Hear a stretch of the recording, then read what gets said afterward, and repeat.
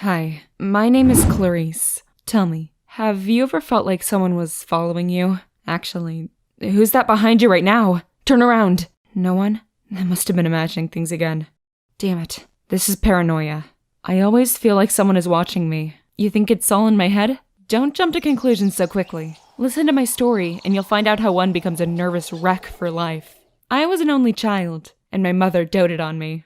She surrounded me with too much care and attention. I had never seen my father. Mom said he had left when I was still just a baby. Maybe that's why she was always so worried for me. Since I was born, I had a security camera in my room, so she would always know what I was doing. As time passed, I was growing up, and my mother kept worrying more and more. She had an important position at work and spent all the time there. To keep tabs on me, she kept calling and asking why she couldn't see me on security cameras.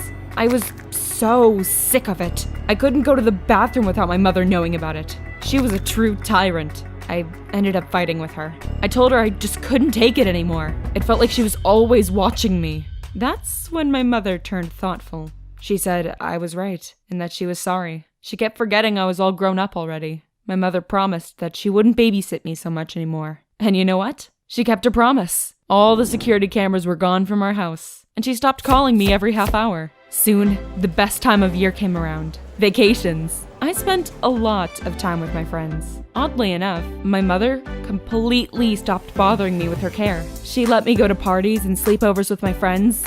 More than that, she would go on business trips and leave me by myself, no problem. She didn't even call to ask me if I was all right. One time, I was invited to a cool party. Of course, I told my mother that I wanted to go. She didn't try to stop me, just told me to be careful. There were a lot of new guys at the party. We were having fun, and I even met a guy. His name was Quentin. He was studying to become a movie director at the Institute of Modern Art, and knew a lot about cinema. I was so interested in him. Let's be honest. I liked him. I was hoping he liked me back. After the party, he offered to walk me to his car. I agreed, even though I knew I was supposed to go home a long time ago. But my mom was on a business trip, and I thought she wouldn't find out if I was a little late. We were sitting in Quentin's car and chatting happily. He was telling me the most amazing screenplays he could think of. We'd been sitting there for about an hour when my phone rang. It was my mother. Heck. I answered the phone and quickly told my mother that I was already near the house coming up to the door. To which my mother sharply replied, "Why are you lying? You're sitting with some guy in a beige Tesla 5 miles from the home." I got scared.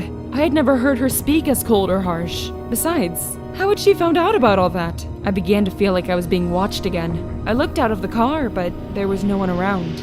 So I asked Quentin to take me home at once. I spent all night turning what had happened with my mother over in my head. The next day, she returned home from her business trip and smiled as if nothing had happened. I asked her if she was watching me again. My mother replied, "Of course not." But how could she have known about Quentin in the car? My mother said that she had simply guessed, that she just had a hunch. She also asked me to never lie to her again. It was all very strange. A few days later, I met Quentin for a walk and told him that something wasn't right with my mother. Quentin was surprised and said that it all sounded like a script of a cool thriller. How could my mother have possibly guessed everything? Yeah, she could have assumed that I would be with a guy, but how did she know the make of the car, or how far from home we were? Quentin said that something wasn't adding up. He asked if anything unusual had happened to me as of late. I thought about it and remembered a strange incident. Not so long before that, I went to the dentist, Mr. Schwartz. My wisdom tooth was coming out, and I needed a small surgery. Mr. Schwartz was our family doctor, and I had visited him before. However, on that visit, for some reason, there was another doctor instead of him. He said his name was Dr. Smith, and that he was filling in for Mr. Schwartz, who had urgently left for a conference. I thought it was strange, but still sat down in the chair. Dr. Smith took care of the tooth, but for some reason it took a little longer than expected. I couldn't see what he was doing to my teeth. When Quentin heard my story about Dr. Smith, he jumped up and said he understood everything. While Dr. Smith was taking care of my teeth, he also implanted an electronic chip into my head. My mother had definitely sent him. And now, with the chip, she could track me wherever I was. It sounded unrealistic, but I thought about it some more. This theory explained everything. Besides, I still didn't know where my mother actually worked. Anyway, I believed Quentin. It made me feel even worse. How could my mother have treated me like that? Like I was a guinea pig and not her own daughter. In the evening, I had a serious talk with my mother. I told her I knew everything about the chip in my head and the surveillance. My mother was surprised and said I was imagining everything, that there were no such things, and that if I behaved like that, she would send me to a psychiatric clinic. She tried to convince me that it was all just fears in my head, but I didn't believe her. The next day, Quentin and I went to a medical center where I asked for a computer diagnosis of my head. An old doctor in glasses told me not to worry and that he would definitely notice if there was anything wrong with me. He ran some tests and found nothing. The pictures didn't show any foreign bodies in my head. The old doctor smiled at me and said I'd been worried for nothing. When we walked out of the medical center, Quentin assumed that the chip wasn't electrical, but biological, like a virus. That's why the scanner hadn't seen it. Quentin said that he'd heard of chips like that, secretly developed by the military. They were implanted in human bodies like viruses to monitor them. It seemed he was right. What did my mother do after all? How could she have access to such technologies? That's when I decided to investigate and find out the truth myself. Of course, Quentin agreed to help. He followed my mother and found out where she worked. At night, when she was asleep, I got out of the house, and Quentin and I went to investigate.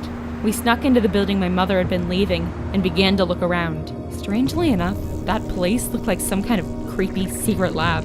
What were they doing there? We didn't have enough time to figure it all out when we heard an alarm go off. We'd been discovered. Guards were running down the corridor. "Hurry up," Quentin shouted. I grabbed some box with documents and we ran. We managed to get out of the building somehow. We jumped into the car and sped away. I was upset we hadn't found anything out, but I was glad we hadn't been caught. All of a sudden, Quentin said we were being followed. I saw a car with security guards chasing us. Quentin slammed the gas pedal, and we sped even faster. After a few kilometers, our pursuers fell behind us. But we didn't stop and drove on. Soon, we were out of the city and racing down the highway into a desert. Morning came, and we were still driving. We were afraid to turn back, but it was even scarier to stay in the dark. Who is my mother? And what had she done to me? I picked up the box I'd taken from her work and started to look through the documents. There were all sorts of reports, when suddenly, hold on, what was it? I saw my name in one of the documents. It couldn't be. The document said that my mother was not my birth mother. She'd adopted me when I was very young. It was a blow to me. I began to cry and I showed Quentin my terrible find. He calmed me down and told me that everything was all right. At some point, he got distracted from the road, and our car suddenly skidded and flipped over. When I came to, Quentin had already pulled me out of the car and was shaking me to wake up. The Tesla was lying in a ditch with its wheels up. Quentin was apologizing for having lost control of it. I looked around. It was desert all around for miles. Yeah, we were safe after the accident, but what were we supposed to do next? Quentin wanted to call for help, but we were so far away that there was simply no service. We were stuck in the middle of a desert, and no one knew where we were. I was sitting in the scorching sun thinking, why had it all happened? I'd been adopted, but what did that have anything to do with the chip in my head? There were more and more puzzles. What if there was no chip? What if I was making it all up and no one was really watching me? The thought scared me. If that was the case, no one would find us, and we would stay in the desert forever. Before I knew it, tears were running down my face. Several hours had passed. We were hiding from the sun in the shadow of the overturned car. Suddenly, Quentin jumped to his feet and began to wave his arms. I looked back and saw a car approaching us. We weren't alone, and we were going to be saved. The car pulled up, and out came my mother. I couldn't believe my eyes. She looked so angry. She told me to get in the car. I felt scared, but I did as she told me to. She left Quentin in the desert. He stood and watched in surprise as we drove away. And that's my whole story. We were driving back. The woman I used to call my mother was silent. Next to me lay a box of documents, which she had also taken away. I saw photos among the documents. My mother was there, conducting some experiments with other employees from the lab. Wait a minute. Why did that man's face look so familiar to me? Hold on. It couldn't be. Dr. Smith? What was going on? And there was the old doctor who'd run my computer diagnosis of my head. I couldn't believe it. It had all been set up. When we got home, my mother began to act as if nothing had happened. Again. I locked myself in my room, and I couldn't stop thinking. Was the chip truly in my head? Maybe had I been adopted so they could conduct experiments on me? How was I supposed to treat my mother now? I was completely lost. I need your help. What should I do? Your comments below will help me to figure it all out. Please subscribe to the channel and share this video. Let as many people as possible watch my story. Hi Hi, I'm Margot, and I had a pretty terrible childhood. Mom and Dad didn't really care where I was spending my time or even what I was doing. They fed and clothed me pretty terribly, and my classmates constantly bullied me. It was no shock that I grew up to be a reserved teenager. The only thing that made me happy was singing. I tried to convince my parents to get me a vocal coach, but they just said, "We don't have the money for that kind of nonsense." But they always had enough for all sorts of parties. Of course, I was really hurt. I wasn't gonna give up on my hobby. I always sang at home, which infuriated my parents. Usually, they just turned on the TV really loudly to try and drown out my voice. But one day, they went too far. I'd been in a great mood that night. After all, I was supposed to compete in a music contest on stage for the first time that next day. I had been practicing a Rihanna song in my room when my dad burst in looking really annoyed. "When will you finally shut up? We have guests. They're all annoyed by those awful wails." I promised I would sing quieter, but my parents still weren't satisfied with that. And in the end, my mom grabbed me and threw me outside. "Just sing your stupid songs here. When you get cold, knock. We'll let you back in." I ended up standing outside in my pajamas. It was snowing and an icy wind was blowing, so in just a few minutes my teeth were chattering. But I wasn't gonna give up, so I sang for almost an hour until I finally lost my voice. And then I knocked on the door. My hand was shaking so bad from the cold, and for some reason, no one opened. I started banging on the door with all of my strength, and when that didn't help either, I jumped up and tried to look in the window. My parents were asleep on the couch, and their guests had passed out right at the table. Everyone had just forgotten I was there. I couldn't feel my legs anymore, and I turned blue all over from the cold. So, out of desperation, I dug out a big stone from the snow, and I started to swing it to break the window and climb inside. But all of a sudden, a neighbor called me over to the fence. "Margot, what are you doing?" I ended up telling her the whole truth, and that kind woman let me stay the night. She even gave me hot tea and wrapped me up in warm blankets and put me to bed. "When you wake up, I'll take you to your parents." I fell asleep, feeling happy. However, in the morning, I saw a man instead of my parents. He brought me to an orphanage, and I was so scared I couldn't focus on what was going on around me. I don't know how much time I spent there before I was finally sent to a foster family living in another state. The Bakers turned out to be good people. Mrs. Baker was a vocal coach, and seeing my talent, she helped me train my voice and even taught me how to play the piano. I immediately liked her son Jacob, and at first, we were just friends. But by the time we'd grown up, we'd become a couple. And long story short, my life was really great. But I did really miss my parents, no matter how badly they had treated me.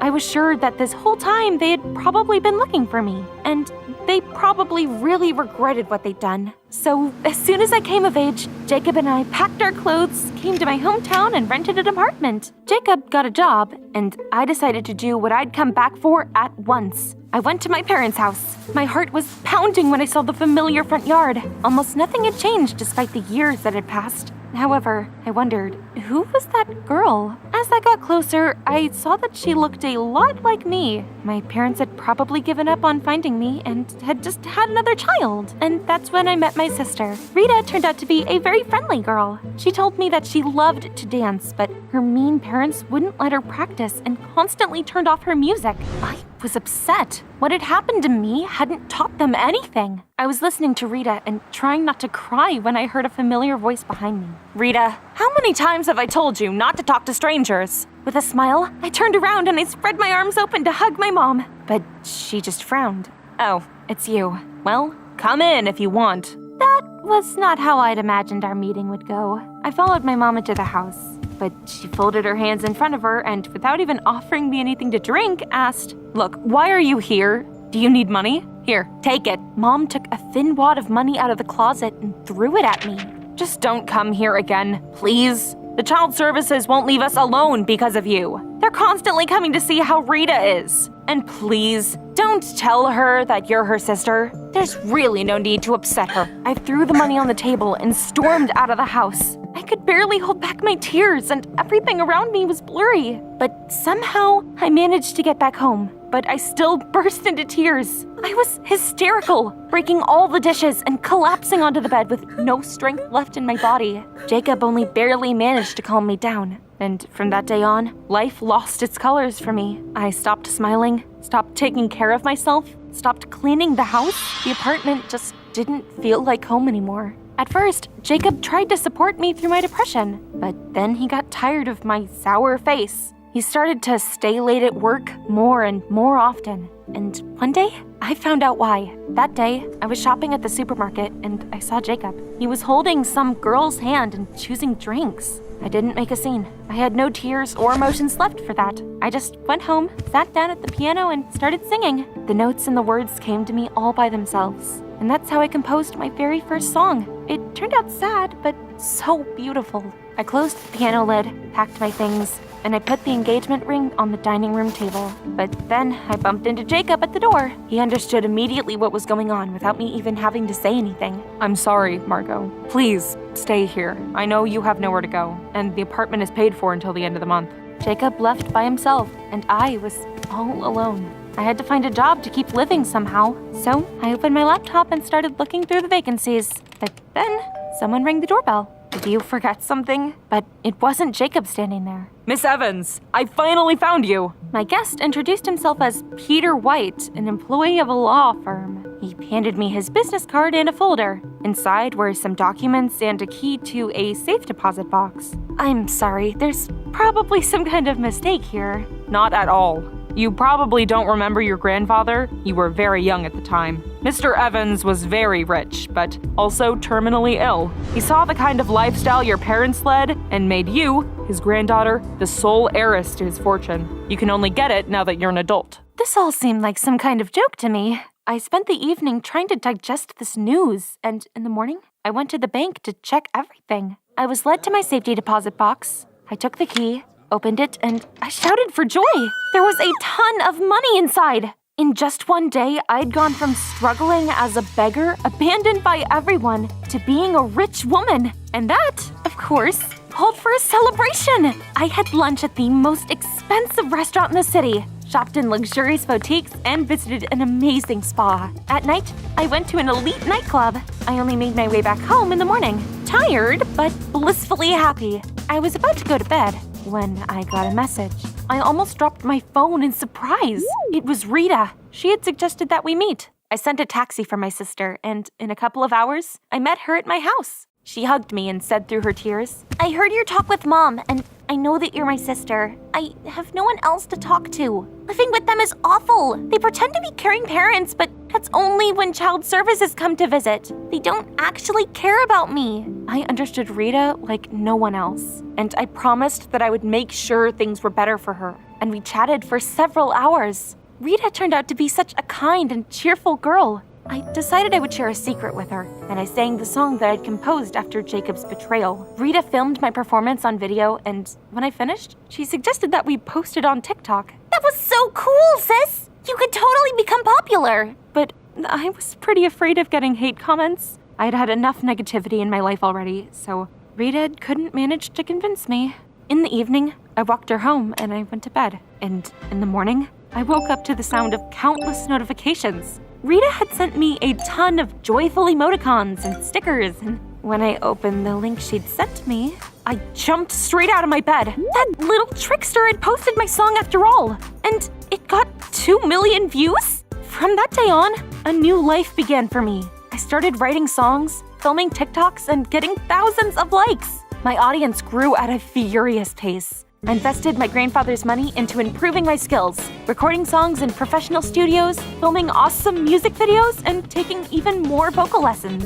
And only a year later, I had become a real star. I collabed with famous musicians and appeared on the most popular shows. Even top bloggers reposted my performances. As you've probably guessed, I became ridiculously rich. The first thing I did was send part of it to my foster family for all the good they had done for me. And Peter and I started dating again, and even got married after a while. We bought a luxurious mansion in Beverly Hills. Rita started visiting us every weekend, and I was happy. But then something ruined my mood. That day, I returned from a tour, and I saw my parents near my house. Margot, dear, forgive us. We've realized how wrong we were to you. Mom started crying and reaching out to me, looking pitiful. But a cheap trick like that wouldn't work on me. I knew perfectly well they only wanted money from me. so I asked my security guards to show the uninvited guests out. However, getting rid of them wasn't that easy. My parents started following me and appearing everywhere I went.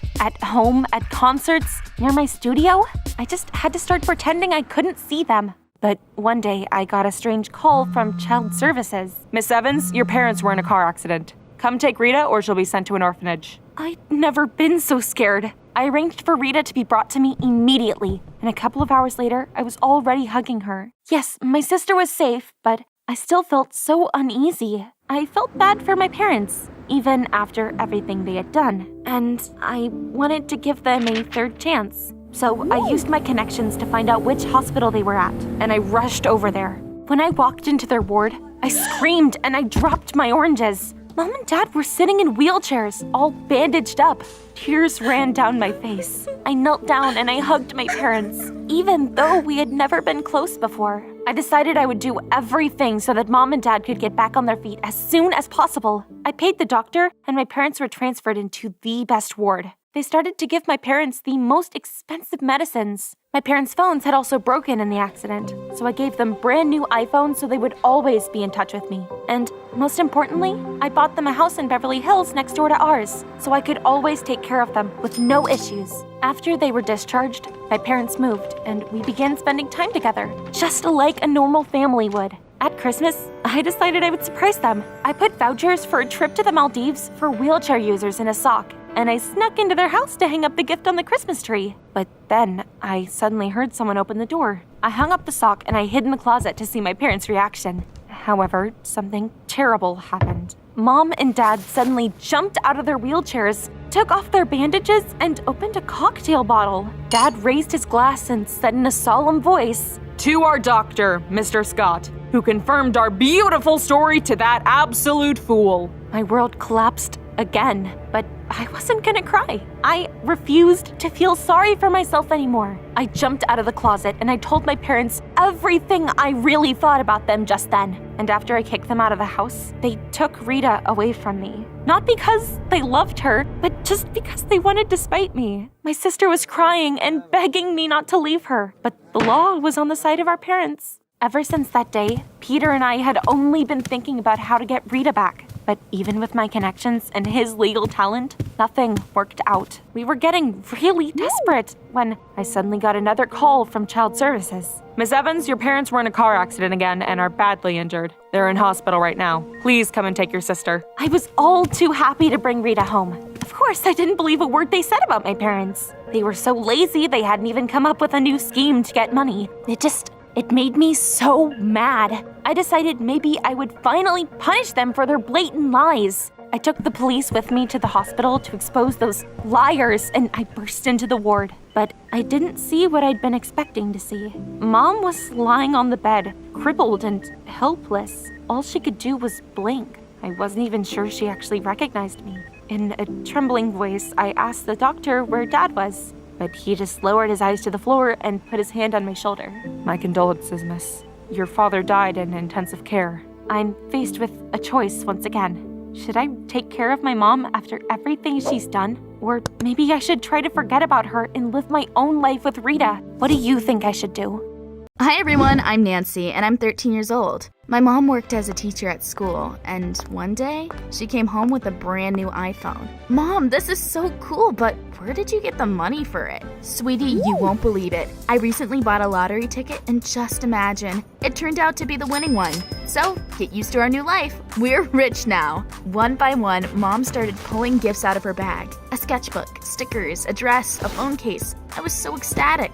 But then, Mom surprised me even more. Nancy, do you remember showing me a game console? Sony PlayStation 4, if I'm not wrong? Let's buy it with the money I won. I tossed and turned all night, coming up with plans for spending Mom's winnings. In the morning, I boasted to my friend Millie, "Will you come to play with me when I get the console?" Are you kidding me? Of course. Will you come to my birthday party tonight? Millie handed me an invitation with a lilac bow. Oh, I had been so happy that I'd completely forgotten that my best friend was turning 14 that day. I blushed but quickly came up with a good save. Of course my mother and I will. That's why I'm not congratulating you now. I have a surprise prepared for the evening. Of course, there was no surprise, so I came back home sad and deep in thought. All of a sudden, my mom bought a tray with freshly baked cupcakes shaped like Sonic the Hedgehog out of the kitchen. It was Millie's favorite character. Mom, you're a lifesaver, thank you. Now we had a great gift for my best friend. And the evening, we packed the cupcakes nicely and came to the address Millie had given me. We saw a small but cozy house. I was already reaching for the bell when I suddenly heard my friend's voice. Hey, Nan, where are you going? That's a building for the staff.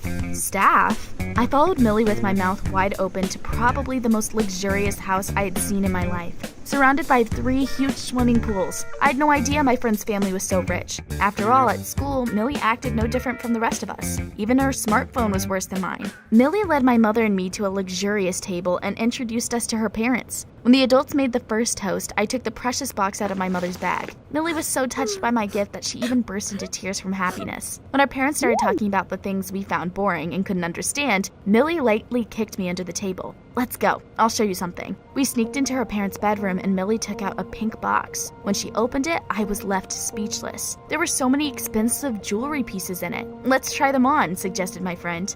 I didn't know where to start. After all, my mother owned no jewelry. I was about to politely refuse when I suddenly saw a gold bracelet lavishly decorated with shiny gems. I put it on and looked at myself in the mirror. What a beauty. But then we were interrupted by a child's cry coming from the next room. My friend turned pale, grabbed my hand and dragged me into the nursery. There was a blue crib in the corner. Small, plump hands were reaching out of it. Oh, how sweet. That was not how I imagined babies. A cross-eyed boy with a tiny nose and unusual ears was looking back at me. I recoiled from the crib. Millie, is that your brother? Yes, he's special. Mom says Richie has Down syndrome. I don't know exactly what that means, but this baby needs special care. Millie picked him up and started to gently sing a lullaby. She sang for an hour and I sat on the ottoman and dozed off listening to her sweet voice. My mom woke me up. Nancy, it's time for us to say goodbye to the birthday girl. Millie was standing over the crib and crying quietly. I hugged her tightly.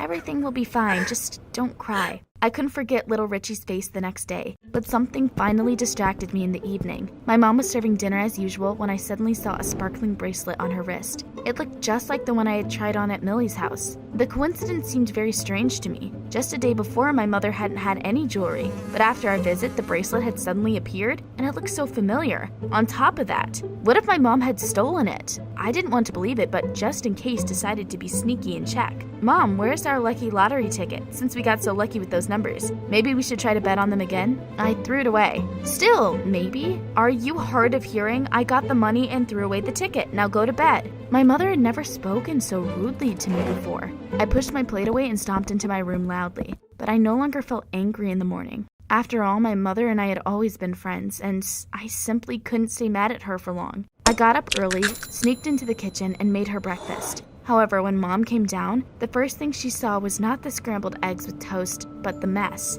Nancy, what have you done? When am I supposed to clean it all up? What a nightmare! You shouldn't have cooked anything at all. So much for gratitude. I grabbed my bag and rushed to school, but things only got worse. I'd been in such a hurry to get out of the house that I had forgotten my homework and got a bad mark.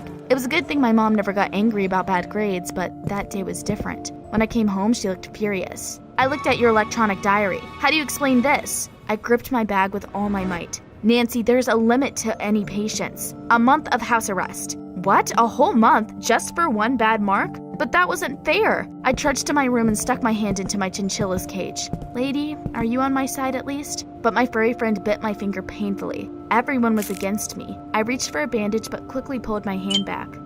It hurt so much. I'd got the boxes mixed up and instead of a first aid kit, I accidentally put my hand into a needlework box. A sewing needle was stuck in my sore finger. But I was too angry with my mom, so I didn't ask her for help.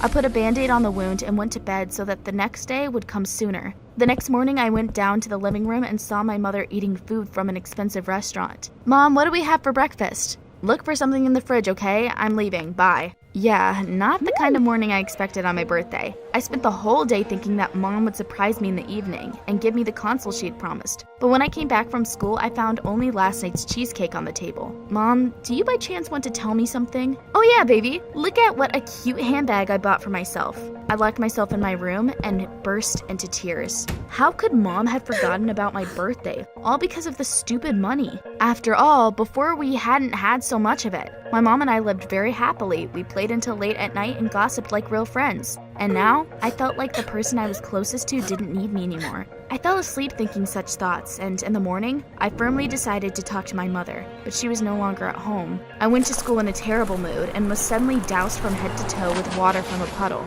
Hey, watch where you're going! I glared at the convertible that had splashed muddy water on me, and immediately forgot about everything in the world. My mother was sitting in the passenger seat and some man was driving. They didn't notice me and kept chatting sweetly. So that was it. My mom hadn't won the lottery or stolen from Millie's parents. She had just found herself a rich fiancé and completely forgotten about me. Millie unsuccessfully tried to cheer me up the whole day at school, but her attempts at comforting me just made me terribly angry. Millie, leave me alone. Don't you see I'm not in the mood? My friend moved away from me, and I kept feeling sorry for myself. Things couldn't go on like that any longer. I waited until Mom got home from work and went down to the living room to talk. But then I heard her phone conversation. No, I don't want my daughter to know about it. That would be very embarrassing for me. I didn't want to have a heart-to-heart with her anymore after hearing that, but I had another plan. In the morning, I waited until Mom had left for work and carefully followed her. I wanted to get a better look at the man I would soon have to call Dad. Mom was passing by Millie's luxurious house when she suddenly stopped and rang the doorbell. I wondered why she needed my friend's parents. Curious. I froze around the corner. Millie's dad walked out to meet my mom, and then it hit me like an electric shock. He looked like the man in the convertible. Goosebumps ran down my back. My mom and Millie's dad were having an affair? After such news, I simply couldn't show up at school again. I came back home and spent the whole day pacing and rehearsing an angry speech for my mother, but in the evening, she spoke to me first. Nancy, a man will soon finally appear in our house. Come home right after school tomorrow. I'll introduce you. You're bad at pretending, Mommy. I know you're better than that. Did you really destroy someone else's family for the sake of money? I couldn't forgive my mom for that. After waiting for her to fall asleep, I cut up all her new expensive clothes and quietly crept to the door. But I had nowhere to go. I wanted to buy coffee at a 24-hour coffee shop, but after hearing my order, the barista asked suspiciously, "Girl, why are you alone here in the middle of the night? Where are your parents?" Great, just what I needed, for him to call the police. They're waiting for me in the car. Wait a second, Sarah, I'll get my mom. I ran out into the street, rushed to Millie's house, and sat next to it until morning came. When my friend finally appeared to go to school, I got out of the bushes and called out to her. Millie, I need to talk to you. It's urgent. I have terrible news. My mom is seeing your dad. I was about to comfort my friend, but she suddenly started giggling. I know. She's seeing my mom as well, here at our house, when she comes to see Richie. But why would my mom visit your brother? Oh, I promise not to tell. Oh well, you remember my brother needs special care and all sorts of medical procedures, right? Your mom is a teacher, the kids love her, and she lives nearby. That's why my parents asked her to become Richie's nanny. She agreed, but only on the condition that you won't find out anything. I don't know why, she's probably just embarrassed. I was so overjoyed that I could kiss her. Thank goodness my mom was just a nanny of a special child in a rich family. I felt terribly ashamed of myself. My mother had bought things with the money she had earned, and I had destroyed them so cruelly. I ran home to apologize, but when I came, I saw Mother sobbing into the shoulder of some man in the living room. Nancy, baby, thank God you're home. Why did you run away?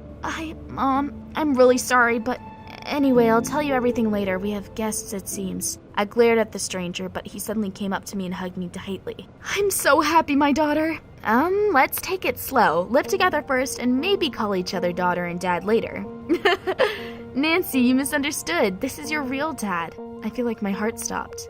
My real dad? And you're telling me about it like this? Where have you been all this time? Why didn't you come earlier? It's my fault. When we were young, I didn't tell your dad that he was going to have a daughter. We broke up. I recently got a job as a babysitter for your friend's brother. I brought the baby to the hospital and saw the name of the doctor on the doorplate. We started talking and realized that we shouldn't have broken up 14 years ago. Our feelings are still strong. When I found out I had a daughter, I immediately wanted to see what a beauty you are. All of it turned my world upside down. Now I had to accept and love a man I didn't know, but I was worried for nothing. We got along like a house on fire. We visited Richie together, and Dad taught me how to treat special children. Thanks to him, I now know what I'm going to do when I grow up. My relationship with my mother has also improved. She admitted that after so many years of poverty, having so much money went to her head. She apologized for snapping at me. She had apparently been exhausted after starting the new job and promised to spend more time at home in the future. And I realized that I need to learn to trust my loved ones instead of imagining all sorts of things or stalking them. A couple of months after this happened, my parents got married, and I became the happiest girl in the world. Hi everyone, my name is Emma, but everyone calls me Snake because of my tongue. Just look at it. I also have a lot of piercings and tattoos. You're probably wondering what had happened. How did I become like this? Well, subscribe to the channel and listen to my story. Just a year ago, I looked quite different. I didn't have a single tattoo and I never dyed my hair. I went to college and was one of the best students there. I had always liked learning new things. I was also very interested in world history and spent almost all my time reading books. As you probably guessed already, I didn't have a boyfriend. Unfortunately, I wasn't beautiful. All the boys in my college preferred other girls over me. That made me very sad. Of course, my friends were so outstanding and cheeky. They wanted people to pay attention to them and did anything to achieve that. They wore revealing clothes, dyed their hair, and wore bold makeup. I couldn't do the same because of my mom. She was extremely strict and boring and hated everything provocative. She dressed very modestly, didn't wear any makeup, and wouldn't let me either. But I wanted guys to pay attention to me so much, and one day, I didn't ask her permission to dye my hair. As expected, my mother refused. I got angry with her and said that I would never find a boyfriend that way. To which my mother replied that what's inside is more important, and someday there will be a boy who will see my inner beauty. Someday? I didn't want to wait. I was determined to do what I wanted despite her. One day, I got my chance. After my second year of college, I went to Europe for the holidays. I was going to travel to several countries, but the most important thing was my plan. By that time, I had already watched a lot of videos on the internet, found out where and how tattoos were done, what piercings and body modification were. I had a bit of money with me, so when I arrived in the Netherlands, I immediately went to the coolest salon and got all the piercings and tattoos you had already seen. Are you wondering if it hurt? Absolutely. However, beauty requires sacrifice, and I really wanted to be irresistible. I spent the rest of the vacation lying in a hotel waiting for everything to heal so that I could remove the bandages. I looked at myself in the mirror and found that I liked my new appearance a lot. Of course, I was a little worried about my mother's reaction to all of it, but I was already an adult and could decide for myself what I wanted to look like. What followed was a complete nightmare. I went home and knocked on the door. My mother opened it, gave a startled cry, and shut it in my face. She hadn't recognized me. "Mom, it's me, your daughter," I said. She let me in and started crying. "Emma, my baby, what have you done?" She paced the room, clutching her heart, shouting and crying by turns. My mother couldn't believe it was real. I tried to convince her that it was my decision, and I felt more comfortable looking like that. I'd finally become the person I'd always wanted to be, and people started paying attention to me. By evening, my mother had calmed down, but she still startled every time she looked at me. The school year began, and I returned to college looking completely different. Oh, it was amazing. Everyone looked at me, talked to me, wanted to touch me. I finally got what I wanted. After a while, I became the most popular girl in college. I was never alone anymore. People were always hanging around me. A week later, I met Eric. He went to the same college as me, but we'd never talked before. And now he came up to me and said I looked really cool. Eric was a real party animal. He spent all of his free time at parties and knew all the places where the coolest people spent their time. We hung out a few times, and very soon, Eric became my boyfriend. He began bringing me to all the parties and introducing me to all sorts of interesting people. Naturally, my boyfriend and I immediately became the center of attention at any party. Everyone wanted to see and talk to me. Meanwhile, my mother still would not calm down. She simply couldn't get used to my new appearance. One day she sat me in the car and drove us to a clinic. It turned out she'd made an appointment with a doctor and asked him to remove all of my piercings and do something about my tongue. Of course I refused at once. How dare they force me into something like that? The doctor said he couldn't do anything without my consent. Since I was an adult, my opinion was the one that mattered. But my mother replied, "My daughter isn't right in the head. She doesn't know what she's doing." To which the doctor replied that in that case, she needed a psychologist's opinion. Only if I was declared insane would he be able to do something about my appearance. I was furious. I definitely hadn't expected my mother to do that. I resented her and didn't speak to her all the way back. As time went on, everyone in college got used to my appearance. They began to call me Snake and make fun of me. I didn't pay them any attention, although some of the jokes were very hurtful. But the most annoying thing was that my boyfriend Eric took part in all of it, especially at the parties we went to together. He did it to attract even more attention. Eric no longer acted like my boyfriend. Instead, he treated me like a fashion accessory. I realized that he didn't love me at all. To him, I was just a freak that he could brag about in front of his friends. That's why I didn't hesitate to break up with him. He wasn't even surprised, just smirked and left. I felt very sad. How could I have been so wrong about him? I thought he liked me as a person. What if everyone else only saw me as some crazy weirdo as well? What if I was just a clown to everyone and they were laughing behind my back? For the first time, I wished I hadn't done any of what I had to myself. Did you think my mother calmed down after we had gone to see the doctor? If only. She dragged me to a psychologist next. He gave me several tests and could only shrug. Your daughter is completely normal. Her mental health is fine. My mom looked lost and confused. She covered her face with her hands. The psychologist calmed her down, saying that there was nothing wrong with what I had done. It was all just a way of self-expression. It made me feel freer. My mother listened to him. I didn't say that I was beginning to regret what I'd done. Such news would have destroyed my mother. After I broke up with Eric and realized that everyone had just been laughing at me, I stopped appearing in public. After school, I would run straight home and spend all of my time reading or on the computer. I immersed myself in studying world history again and didn't want to see anyone. My mother had gone away somewhere at that time, so I spent all of my time alone. When I wanted to talk to someone, I visited a forum of history enthusiasts and found people there. That's how I met Gregory. He went to another college, but he also loved world history. We quickly found common ground. He was a very smart and interesting guy, one of the so-called nerds, but I didn't care. It was so easy to talk to Gregory, and he was really interested in my inner world, my personality. We started texting each other, and after a few days, grew very close. I even thought that Gregory could become my boyfriend. That's how happy I felt with him. He suggested we meet in real life. I was happy at first, but then I realized that it was a terrible idea. The thing is, Gregory looked like a completely ordinary guy. Girls didn't usually pay attention to guys like that, but I liked him. However, I'd never sent him a photo of myself, so he didn't know what I looked like. I was afraid that when he saw me look like that, he would be disappointed. But Gregory was so eager to meet me, and he said he had feelings for me. I was pretty sure I liked him too. That's when I firmly decided to return to my natural looks. I realized that I had made a mistake and was going to fix it. Hopefully modern medicine would be able to help me with that. I remembered the doctor my mother had taken me to. I was about to go to him. Suddenly, the door opened and my mother came in.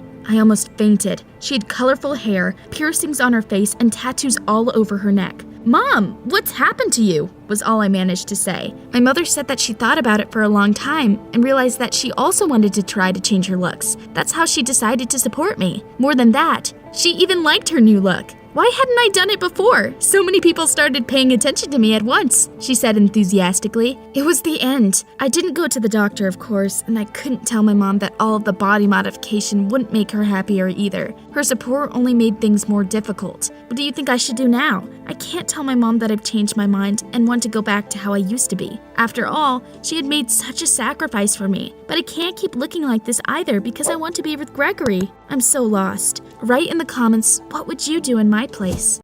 Hi, I'm Elena. When I was 16, all I wanted was to be an ordinary teenager. Unfortunately, my mother wanted me to be perfect, and she stopped at nothing to make her dreams come true. She was obsessed with my health. Elena, you need to take these vitamins. She controlled my weight. You're in great shape. She chose clothes for me and monitored my grades. She expected me to win an upcoming spelling bee. That's a competition in which contestants are asked to spell difficult words. Mom made me study every second of the day. Whenever I felt like my head was about to explode, I took a break and watched videos on the private diary channel. By the way, have you liked this video and subscribed to the channel yet? Elena, why are you lazing around? If you don't stick to your schedule, you won't get anywhere in life. She was so controlling, I felt like life was passing me by. I wanted to do something fun. For example, go to an open-air music festival. But I knew that my dream wasn't meant to come true. And then one day, a cute guy moved into the house across the street. Did I say cute? I meant gorgeous. I came up to our new neighbor while he was carrying things into his house. Hi, I'm Elena. Cool. Aren't you going to introduce yourself? Well, I'm Ethan. Well, Ethan, do you need a hand? What I need is for you to stop asking me all these questions. I was just trying to be friendly. There was no need to be so cold and rude. Ethan had an aura of mystery about him, and I wanted him to open up to me. But then my mom leaned out the window and angrily told me to go back home. She scolded me for talking to Ethan. As you might have guessed already, she forbid me from hanging out with guys. Boys will only distract you from things that really really matter. Go to your room and practice for the spelling bee. Okay, Mom. And yet, I couldn't stop thinking about our mysterious neighbor. Sometimes I looked up from my textbook to watch Ethan through the window. That evening, he was standing outside and enjoying the rain until he saw a car with tinted windows driving down our street. As soon as Ethan noticed it, he ran inside his house. There was definitely something wrong with that guy. The next morning, Mom combed my hair and drove me to the qualifying round of the competition. When we arrived, she ran into a woman I didn't recognize, and they started to fight like rabid cats. Samantha! You're back? The nerve of you! This city is too small for the two of us! Then why don't you get out of here? Elena and I will leave when she wins this competition and gets into Harvard. Ha! Dream on! My Vicky will win this spelling bee. Isn't that right, sweetie? Samantha's daughter, Vicky, was grinning cockily. Our eyes met and her smirk made my blood boil. She wouldn't know what hit her. Of course, Mom. It will be like taking candy from a baby. That's my girl. Samantha giggled. My mom looked like she was going to pounce on her, so I had to step in. After I dragged my mom away, she said that Samantha was her sworn enemy. She once stole my project and took all the credit for it. Don't worry, I won't let Vicky win. However, Vicky turned out to be a worthy opponent. We were neck and neck. Your word is congeniality. Child's play. C-O-N. We both easily passed the qualifying round. There were several more rounds ahead of us. Vicky and I also became rivals at school. She was my classmate. Let me tell you, that girl was a pro at playing dirty. Who poured water into my backpack? Ugh, Vicky will pay for this! I did my best to turn that arrogant girl's life into a living hell, too. One day, Vicky said we should find out once and for all which one of us was better. I asked the boys from the swimming club to fill the pool with ice. Whoever stays in the cold water longer wins. That sounds kinda dumb. Are you chickening out? Dang it! I couldn't let her win and jumped into the pool. Brr! It felt like I was transported to an ice age. Neither of us won because both of us lasted 10 minutes.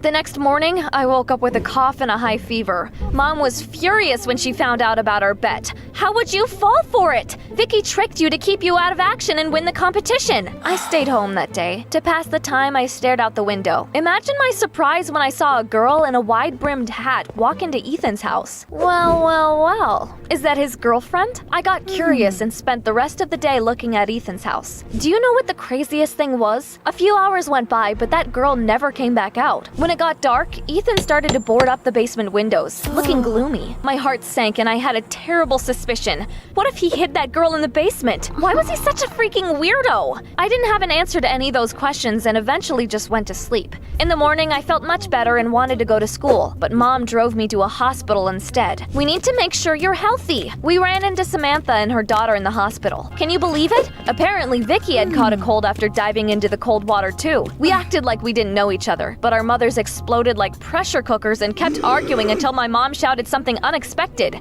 I can't believe we used to be best friends! What? Vicky and I couldn't help but exchange dumbfounded looks. Our moms hadn't always been sworn enemies? I could hardly believe my ears. That evening, I was sitting on the lawn in front of our house and petting a stray cat that I sometimes fed, when a bush suddenly started talking to me. Psst, Elena, can we talk? Okay.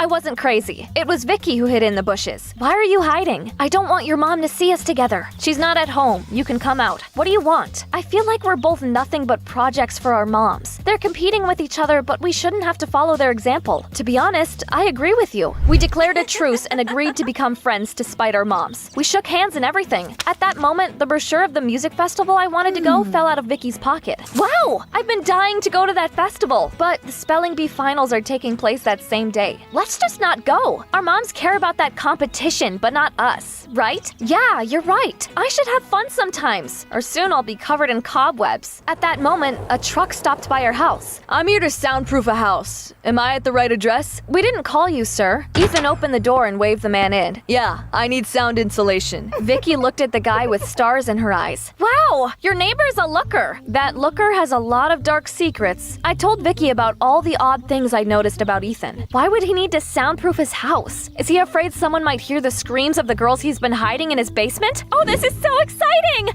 Let's find out what he's hiding. Vicky's enthusiasm was contagious, and we started watching Ethan. He was very unsociable and rarely left the house. Vicky and I grew really close while we played at being spies. Of course, our mothers didn't know that we had become friends. And then one day, Ethan left the house, and Vicky had a crazy idea. There's definitely something wrong with that guy. Let's sneak into his house and take a look around. No! It's dangerous and illegal. illegal. But there was nothing stopping Vicky. She took the key hidden under Ethan's doormat and opened his door. I'll be right back. Let me know if he comes back, okay? My friend went inside while I stayed on the porch and looked around nervously. Then a hand fell on my shoulder. I almost screamed, but then I realized it was just my mother. What are you up to? I told you no boys! She grabbed my hand and dragged me home. If I told her I was helping Vicky, she would have been even more pissed off. So I had to stay silent. A little later, I called my friend to ask if she was alright, but her phone was off. I was so worried about Vicky, I went to her house. I hoped that my friend was there, safe and sound. However, her mom opened the door when I knocked. Is Vicky home? No, she left in the morning and hasn't answered her phone since. She looked miserable. I was worried out of my mind.